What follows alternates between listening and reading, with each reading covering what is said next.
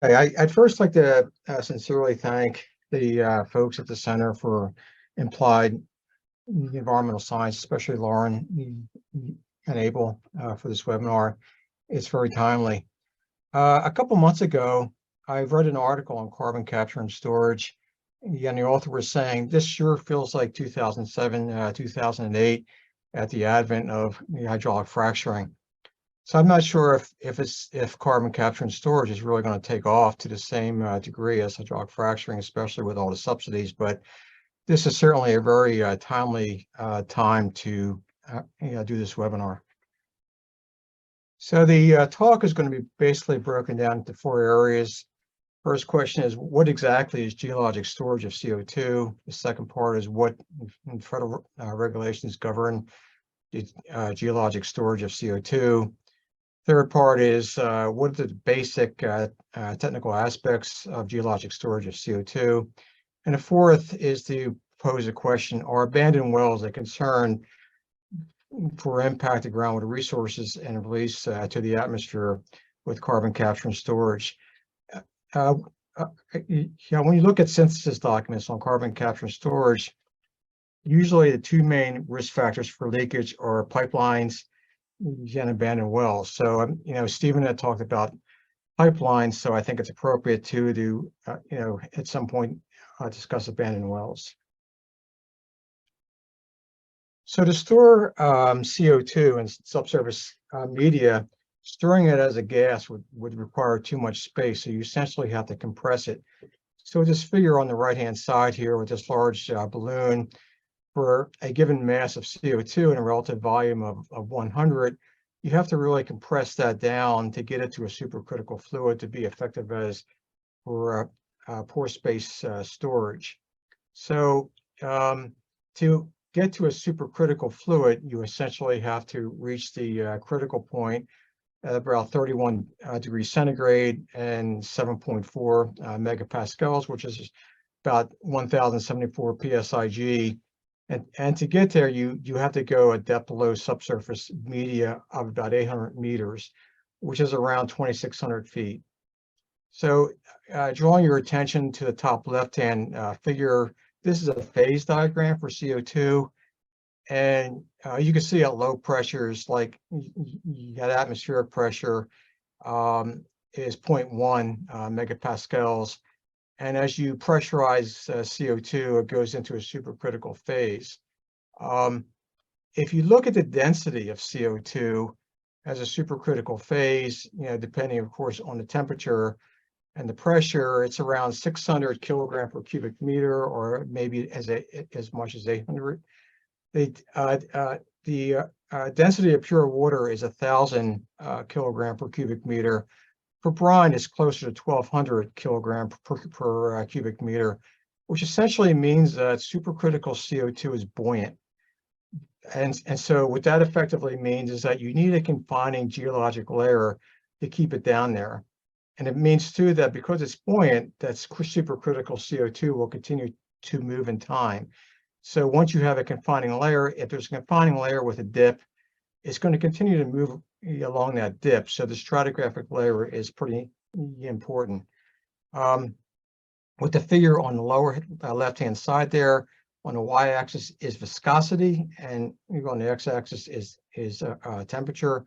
So, again, if you look at supercritical CO2, the viscosity is actually fairly low. You're looking at 0.08 or 0.1 meters Pascal second. The viscosity of water is around 1 meter Pascal second, which means that the viscosity of supercritical CO2 is lower than water, which means it's very mobile.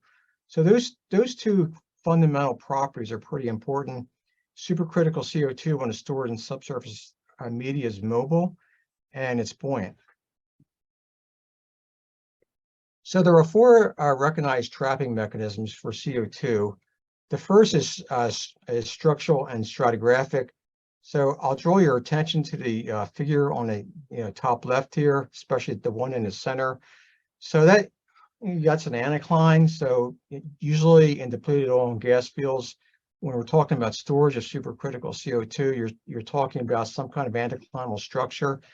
And it's, going back to buoyancy, that light gray color there would be a confining layer that essentially would keep the supercritical CO2 in place. And that would work fine. The concern there is that during CO2 injection, you could have pressure buildup, especially with additional pressure due to buoyancy. So that confining layer is extremely important. If that confining layer, because of pressure buildup, cracks or fractures, then there's a possibility there that the supercritical CO2 could move upward. On the right-hand side of this schematic is structural trapping due to faults. So those dark brown layers there would be shale or something fairly impermeable, and the supercritical CO2 would be held in place by a fault boundary. So there's a fault running through there, and on both sides there's a low permeability structure that would essentially confine it. So the supercritical CO2 would remain in place as long as the fault is non-conductive. The concern there is pressure buildup, and so it's possible with sufficient pressure buildup to induce seismicity, which then could activate a fault and cause leakage up the fault. On the left-hand side there is more stratigraphic trapping. This is more along the lines of what would happen in a saline aquifer, where you would have, not an anticlinal structure or fault bound, but a confining layer that would be yearly extensive. The concern here is that you would have to have a confining layer that would extend over kilometers or miles, because usually with saline aquifers, there's eventually an outcrop somewhere, so that could eventually move up toward the surface. But if the confining layer is aerially extensive, essentially that wouldn't be a problem, because by the time it moved there, it would solubilize. So a second type of trapping is capillary trapping. So I'll draw your attention to the figure in the top here, where you have essentially what happens when you start injection of supercritical CO2 is that it displaces brine. And so, so essentially the brine drains from the porous media. And what eventually happens because of buoyancy is that the supercritical CO2 continues to move, and the brine eventually displaces the supercritical CO2 again, and you have snap off. So those small blobs there of the white blue color are little blobs of CO2 that are due to snap off. One phenomenon that occurs here is called hysteresis, and so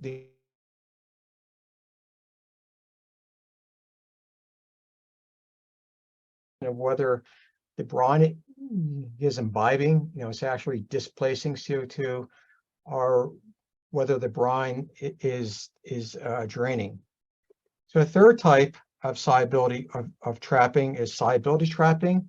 So I'll draw your attention to the figure on the bottom left here. So the solubility of CO2 is a function of the partial pressure of CO2. It's like a soda pop can. If you inject high pressure CO2 into soda pop, essentially it solubilizes. If you pull the cap off, it comes out of solution. So the solubility of CO2 would increase with the pressure, the partial pressure of CO2, and it would decrease with temperature.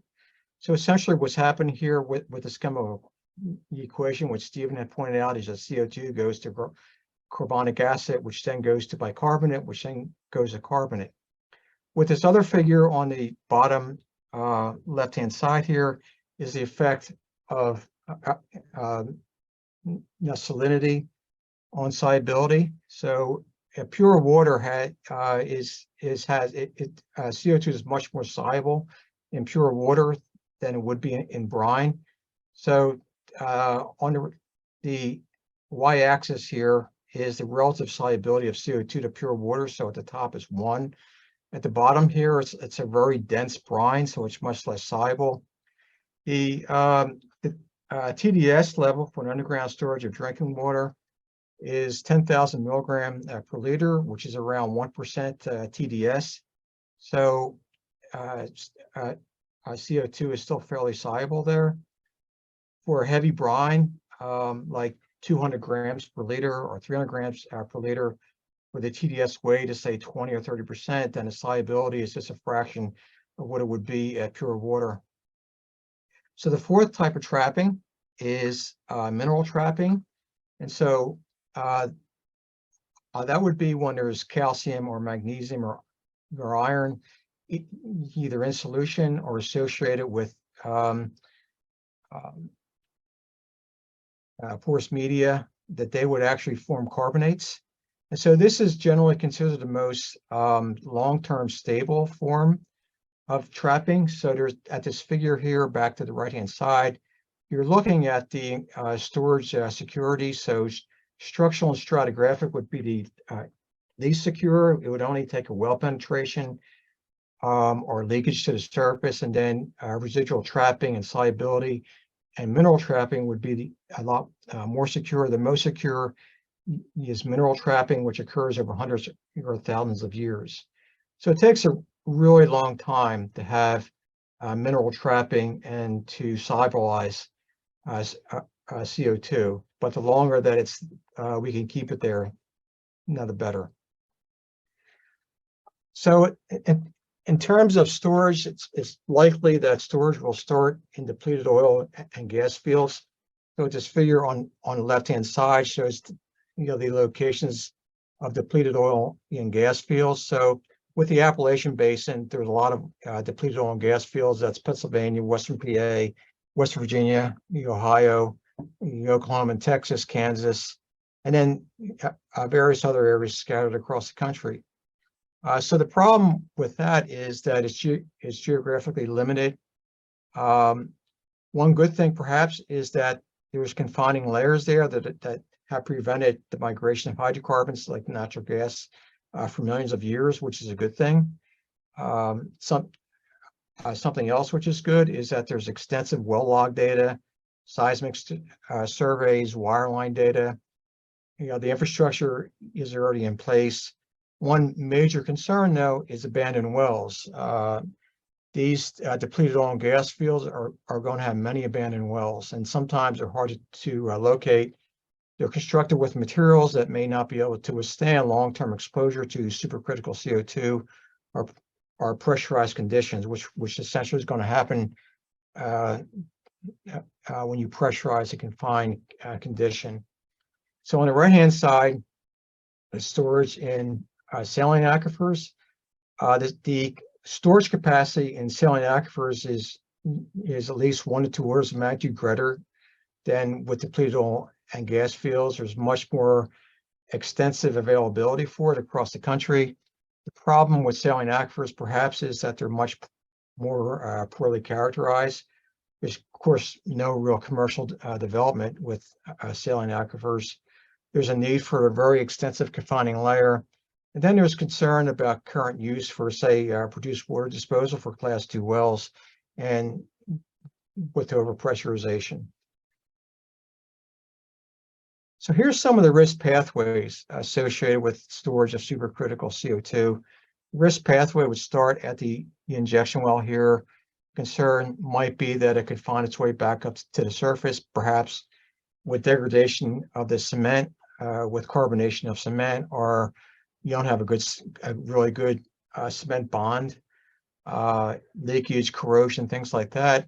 Concern here would go into an underground source of drinking water or find its way up to the surface and go back to the atmosphere. Another pathway is an idle or an abandoned well, where there's migration to stay an abandoned well, which again could cause contamination of an underground source of drinking water. Could go into more superficial groundwater and find its way to surface water, or here it can go into superficial groundwater and find its way to a house. Another potential pathway would be leakage up a fault. Again, the same thing. It could go into an underground source of drinking water or potable water, and then find its way to the surface. So in terms of regulation, there's two primary regulations, federal regulations which govern geologic storage of CO2. The first is the Class 6 rule. And the primary purpose of the Class 6 rules is to protect the underground sources of drinking water. The second reg came out, the Clean Air Act. It's the greenhouse gas injection for geologic sequestration of CO2.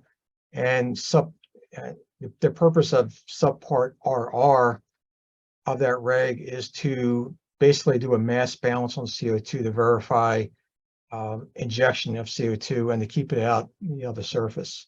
The Class 6 rule and subpart RR, you have analogous parts. For instance, the Class 6 rule requires an area of review for monitoring. Subpart RR requires determination of active and maximum monitoring areas, which I'll discuss here shortly. The Class 6 rule requires a testing and monitoring plan. The subpart RR rule requires a monitoring, reporting, and verification plan. So that's the federal regs. There's also state regs which play a role. For instance, in California, there's a California Environmental Quality Act. And then if it occurs on federal land, there is a National Environmental Policy Act as well.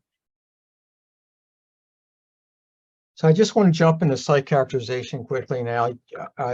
Usually when you want to apply for a permit for storage of CO2, you start with a seismic survey. The purpose of a seismic survey is primarily to define stratigraphy, the thickness and extent of confining layers or the injection layer. But another major reason for doing a seismic survey is to find faults, suspected faults in fracture systems, looking at the orientation, the type, and things like that. So 2D seismic surveys have a linear array shown here with the top left-hand slide here. So there is essentially a large truck that sends sound waves into subsurface media. Then there's receivers at the surface that are arranged in line. So with 3D seismic, the receivers at the surface are arranged in a grid. You have much better resolution. It costs much more, but you get much better resolution of the subsurface with a 3D array. And then on the right-hand side is vertical seismic, where you use a borehole with receivers, and then you also create sound waves. The advantage of vertical and crosswell, which is the receiver and the source in the same borehole, is you get really high resolution near the well. So you can combine that with 3D surveys and to get fairly high resolution of stratigraphy. Seismic surveys are also used to monitor the progression of migration of CO2. This slide here on the left-hand side is a Sleipner CCS project, which was in the North Sea. And these slides here from 1994 to 2006 shows the progression of CO2 that was stored. So if you start in 1994 to start, not much shows up, but then as you progress to 2006, you can pretty much see that CO2 had migrated along these non-continuous stratigraphic layers of lower permeability media, and then eventually had worked their way up to the confining layer. So the thing is with storage of CO2, it doesn't really spread out homogeneously. It will find small pathways of lower or of higher permeability, or lower permeability confining zones, or even small differences in capillary pressure, and spread out that way.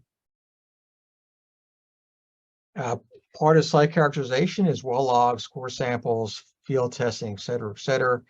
In the Class 6 rule, EPA was pretty prescriptive in determining what kinds of wireline tools are required. So there's 4 different types here: resistivity, spontaneous potential, gamma ray, and porosity. These basically tell you the depth, thickness, porosity, permeability, and give you some insight on the mineralogy and salinity of the porous media. Part of the Class 6 rule 2 is to collect core samples both in the zone of injection and in the confining layer. And with that, you can get some information on geomechanical properties of the confining layer. You get a lot of information on geochemistry, on minerals and things like that if you're trying to get insight on how CO2 is going to react with the minerals. So that's actually fairly important. Part of the Class 6 rule was to require formation sampling both in the injection zone and with the underground source of drinking water. So that could be major ions, cations, pH, temperature, the alkalinity, total organic carbon, the isotopes, et cetera, and then some actual field tests with fall testing to determine permeability, and leak-off testing to determine the fracture gradient. The fracture gradient would basically tell you how much pressure it takes to fracture a media, like a sandstone for storage, or a shale as a confining layer. So these methods are really well developed in the petroleum industry, and these are just being applied to carbon capture and storage and with the Class 6 rule. So once you feel comfortable, or you think, you believe you've characterized the subsurface well, there's a lot of mathematical modeling that's involved with the Class 6 rule. So that, one start is looking at multi-phase numerical flow modeling. So what that could provide you is a better idea of storage capacity in terms of how much CO2 you can actually store in within the injection zone.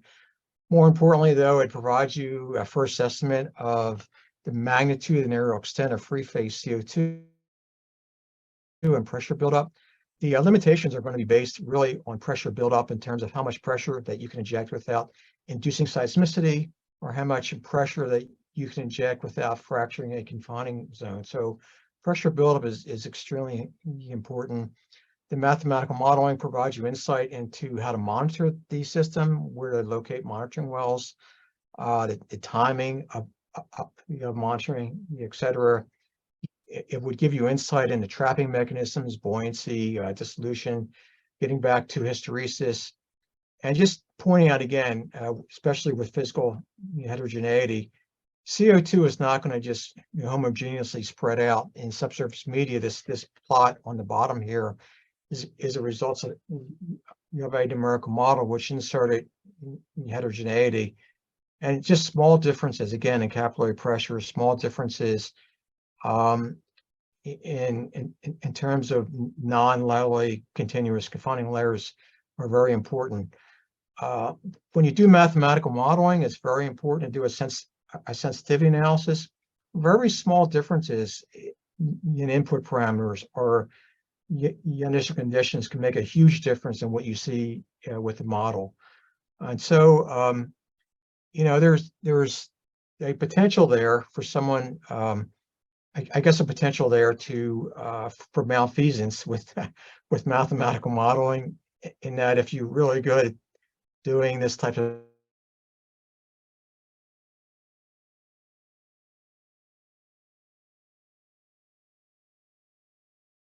to D for a sensitivity analysis. These mathematical models also require calibration, so you want to look at observed pressure buildup over time, and in terms of what you're seeing, what you're modeling and what you're actually seeing. It takes a lot of expertise to do this kind of modeling. It's you don't run these on Excel spreadsheets, and so that's a concern too. Is that you have you may not have the people in a regulatory capacity, especially at a state level, that have the capability of actually reviewing these types of very sophisticated models. So we wrote a paper back in 2009, Greg Schnurr and myself. Greg was a postdoc at the time at EPA, just trying to talk about all the problems that are associated with trying to do this type of mathematical modeling. So a second type of mathematical modeling is geochemical modeling, and this would provide you with some insight into compatibility of the CO2 stream with minerals. Once you inject supercritical CO2, into the groundwater, there's going to be all kinds of geochemical reactions which would occur. You'd have dissolution, speciation, precipitation, things like that. There's a possibility there of precipitation at the injection zone and potentially causing problems with injection. This also would help you with monitoring strategies. Usually geochemical modeling is broken down into batch, equilibrium, and kinetic versus coupled transfer modeling. The coupled models would couple flow modeling with geochemistry. So again, that gets a very sophisticated mathematical modeling where you're looking at multi-phase flow modeling, and then you're trying to couple that with geochemical reactions in the subsurface. Batch type of modeling would be looking at equilibrium conditions, not trying to couple it with flow at the same time. So this is a paper that I wrote with Rick Wilkin back in 2010, where we looked at what would happen if CO2 leaked to an underground source of drinking water. So with this particular case, it would be CO2 going to an abandoned well and work its way up to an underground source of drinking water. And I'm looking at what would happen with pH. So in the absence of calcite, which is calcium carbonate, the pH would drop fairly dramatically. With calcium carbonate, you would have some buffering, so the pH drop would be less. We did some long-term modeling between 1 to 10 years, looking at bicarbonate. And so with the presence of calcite, yalbite, which is silicate, and quartz, which is non-reactive, looking at the bicarbonate concentration. The reason why we did these was to look at monitoring strategies. So if you were trying to monitor leakage in an underground source of drinking water or some kind of sedimentary deposit, say sandstone above that, what would you look for? If leakage was occurring, you would expect to see a drop in pH. If there was some buffering capacity, like with calcium carbonate, you would expect to see some increase in bicarbonate. So this kind of modeling helps you with monitoring as well. And a third type of modeling is geochemical or geomechanical modeling. And the purpose of this is to look at what would happen if you pressurize the injection zone so much that you cause a fracturing of the confining layer, or you cause induced seismicity. And then another concern is surface uplift, which is a possibility as well. And then a fourth concern is fracturing or cracking the cement around the injection well or abandoned wells. So you would have to do this kind of modeling to make sure that the amount of pressure that's injected would not cause induced seismicity or fracturing of caprock and things like that. So again, this is very sophisticated modeling. Again, you need to do a sensitivity analysis. You need to look at different probabilities. You need to have good site characterization data. But it helps you with monitoring well, especially if you do microseismic monitoring to look at seismic events which are too small to be felt. This can help you calibrate the model. This type of modeling is really important to make sure you don't pressurize the injection zone so much that you cause induced seismicity or fracture the caprock and things like that. So once you've done all that, it's time to install the injection well. So on the right-hand side, using the anatomy of an injection well, it's basically concentric casing. So you start with the top casing, which is essentially conductor casing to just keep out debris when you're drilling. Second type of casing is called surface casing. And the purpose of surface casing is to protect an underground source of drinking water. So with the Appalachian Basin area, you go east, say Pennsylvania, Ohio, USDWs only go down perhaps a couple hundred feet or maybe as much as 1,000 feet. If you go out west, say Western Colorado, an underground source of drinking water could be down 6,000 or 7,000 feet. So with the Class 6 rule, you have to inject surface casing. You have to install surface casing below the depth of the lowest USDW and cement back up to surface. So one of the problems is when you have a long column of cement, there's a potential there because it's so heavy of cracking a formation. So you would have to basically do stage cementing with that kind of problem, where you would have to actually inject cement, do an install surface casing, one set of casing, and then you would inject cement, then have a second set of casing. But with any event, the surface casing would have to go down below the deepest depth of the USDW. And then that last string would be the long string casing, which actually goes down to the injection zone. And again, that has to be cemented all the way back up to the surface. So the Class 6 rule came out in 2010. Cementing long string casing back up to the surface at that time was very uncommon. The vast majority of oil and gas wells, and even for hydraulic fracturing, don't cement long string casing all the way up back to the surface. So this is very conservative. Back in 2010, it was extremely conservative, and it's a good thing. So inside the well, there is tubing, and the actual CO2 gets injected down this tubing. So it's not supposed to actually contact the long string casing, so that would protect it from corrosion. Between the tubing and the long string casing, you have to have a non-corrosive fluid. So essentially, you're trying to prevent corrosion, and you're trying to prevent supercritical CO2 actually touching that metal casing.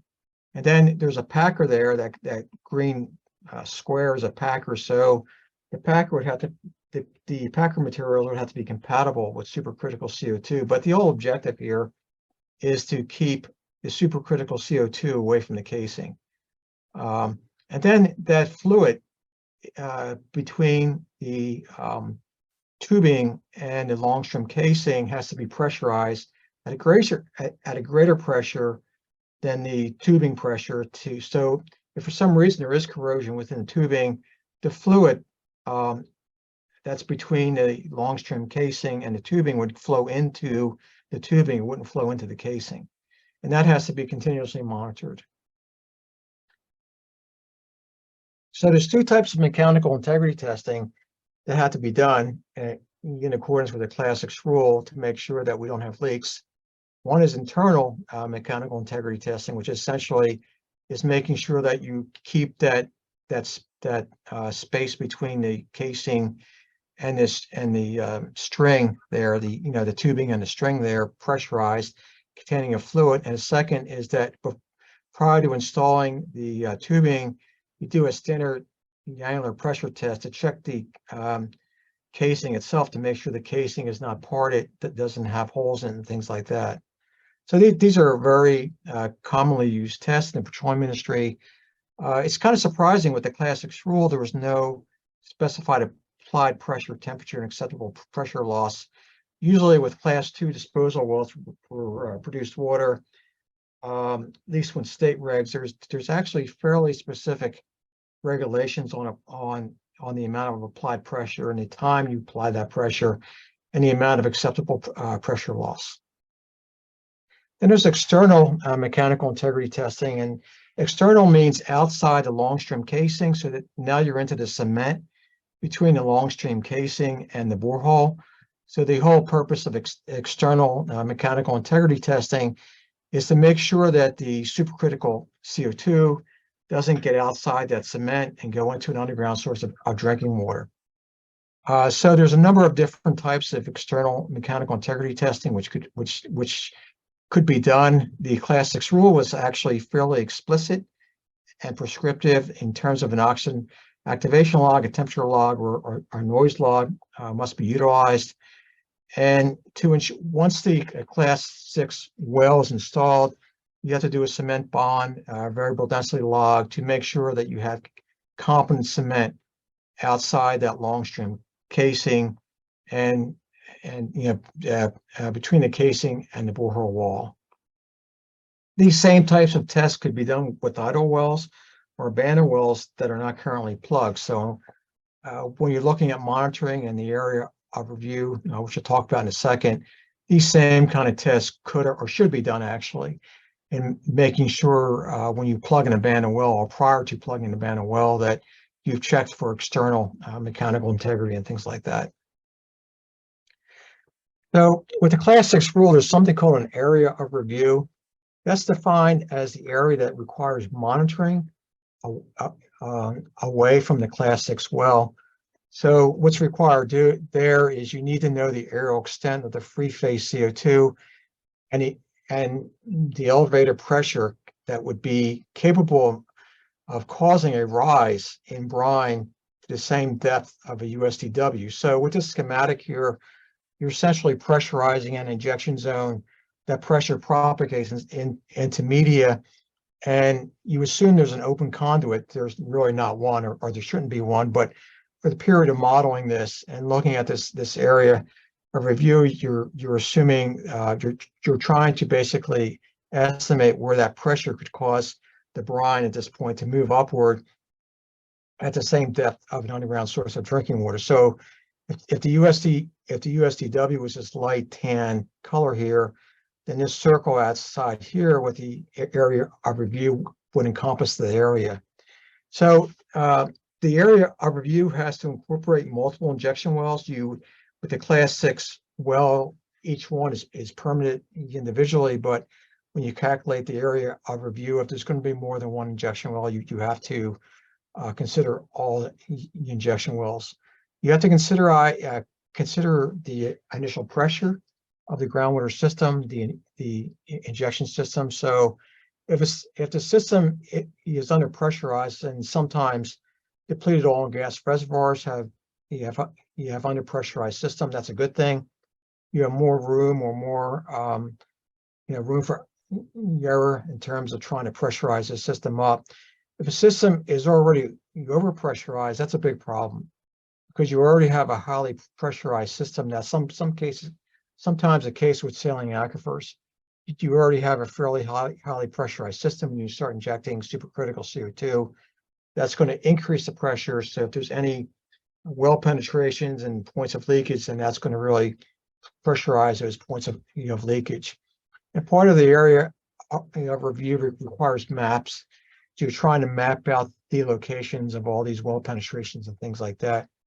For a depleted oil and gas field, you can have a lot of penetrations. I mean, a depleted oil and gas field could have more than 200 well penetrations within the confining layer. So this area of review is very important in terms of what you need to actually check. If there's well penetrations out there like abandoned wells and it falls in within that area of review, which you determine from multi-phase mathematical modeling, these are the wells you really need to check out on a one-by-one basis. So in terms of groundwater monitoring, what's required to the Class 6 rule is to monitor that pressure buildup with distance. So at this light yellow layer here on the bottom is a groundwater system.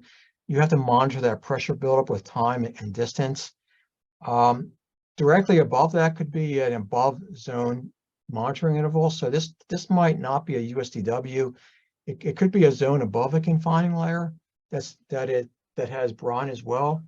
But it's also the Class 6 rule doesn't mandate this, but it's typically recommended to include monitoring within that zone above the first confining layer, because if you're monitoring pressure perturbation would indicate leakage and basically loss of confinement. And so it's a kind of a warning sign there with the USDW that if you have a pressure perturbation or you detect lower pH here in this zone above the primary zone of injection, above the first confining layer, you've lost contaminant essentially, and that poses a greater risk for leakage to an underground source of drinking water. So there's also monitoring areas with subpart RR of the greenhouse gas reporting. So this schematic from EPA 2013 shows the Class 6 area of review. Then within that would be these subpart RR monitoring areas. So the first one is in this dashed line here. I don't know if people can really see this or not, but this little dashed line is an active monitoring area. So this is a monitoring area over a specific time period, say the first 5 years. And it comprises a superposition of two areas.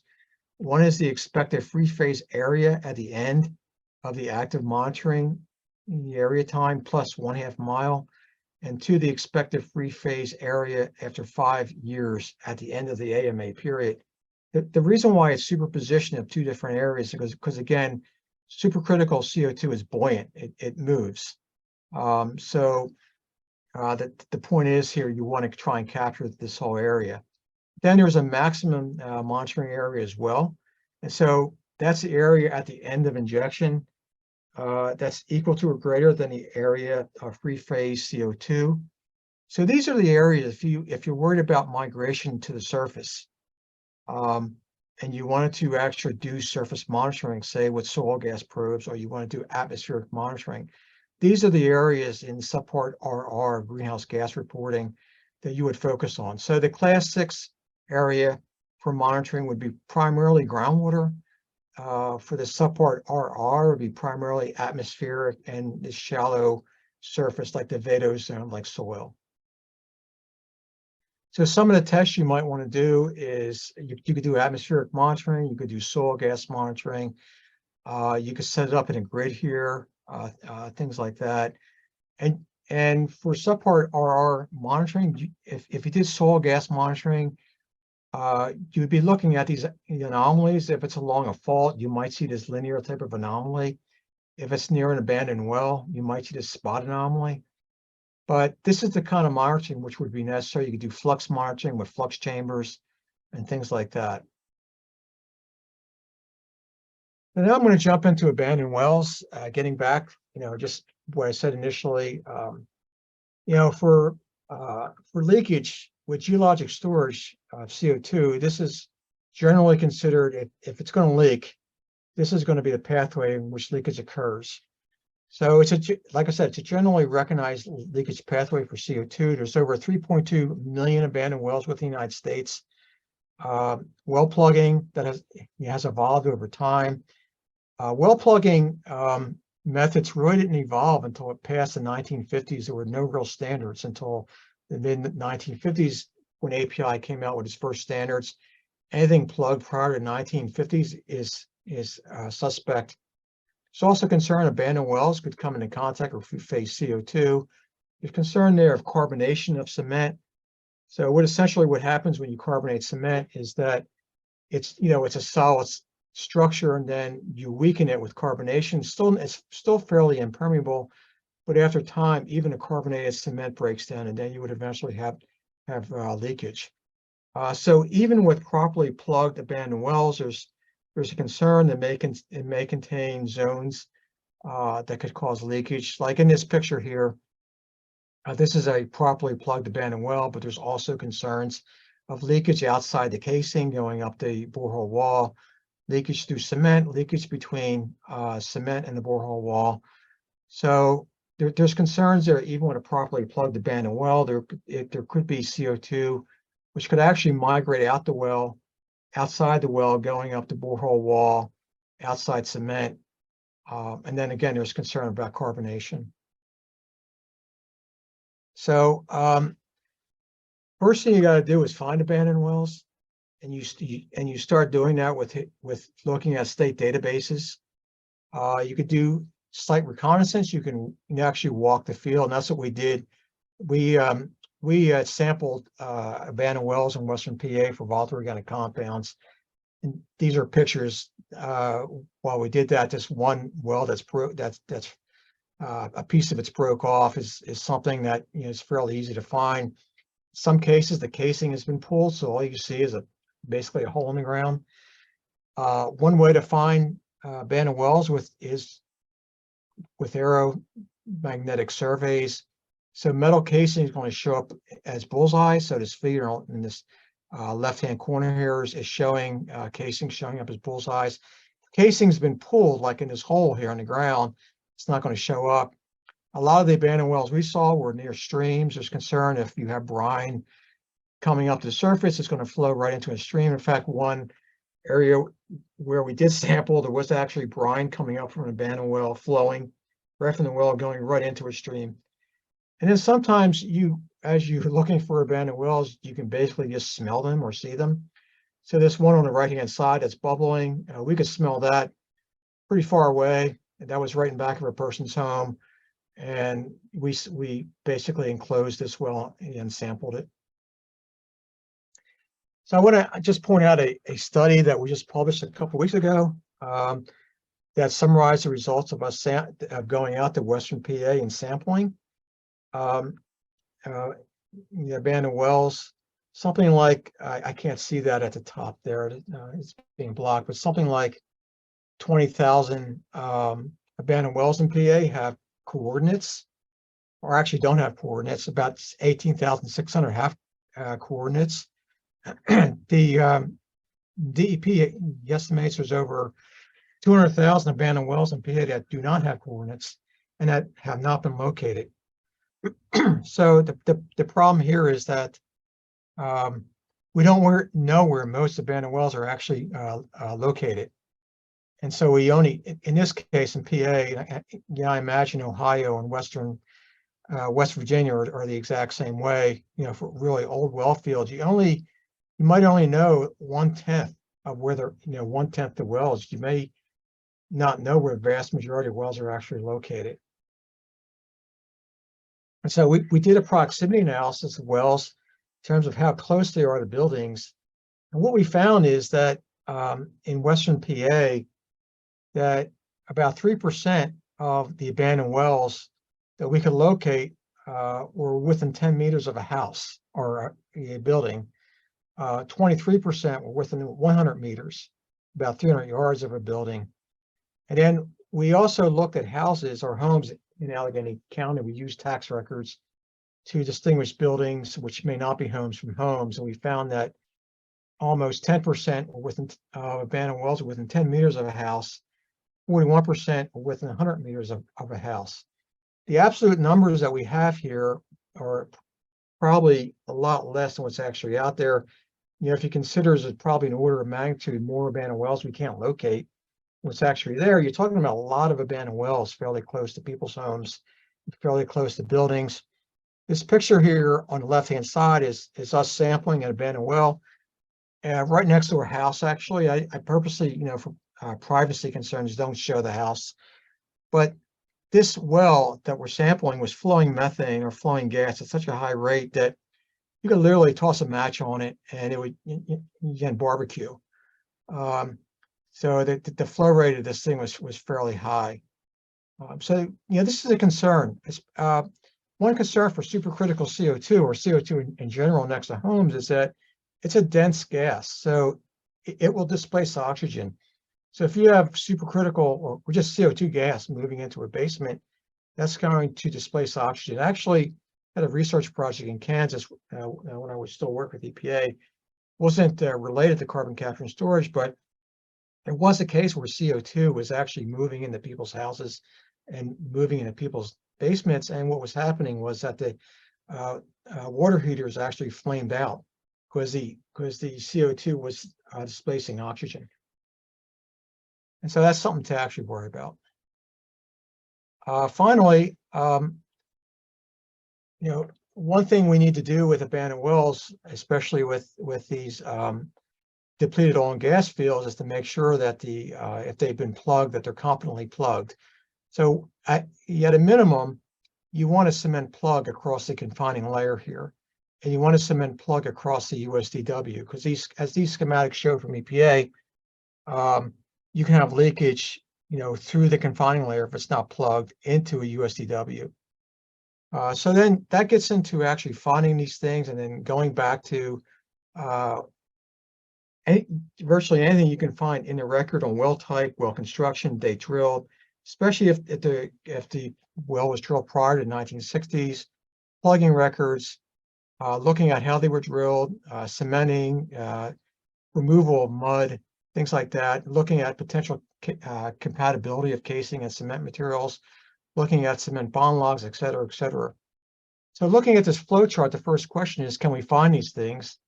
But the second question is just as important, is do the records indicate they were plugged in a manner that will prevent CO2 essentially migrating out and going into a USDW, or even maybe coming to the surface.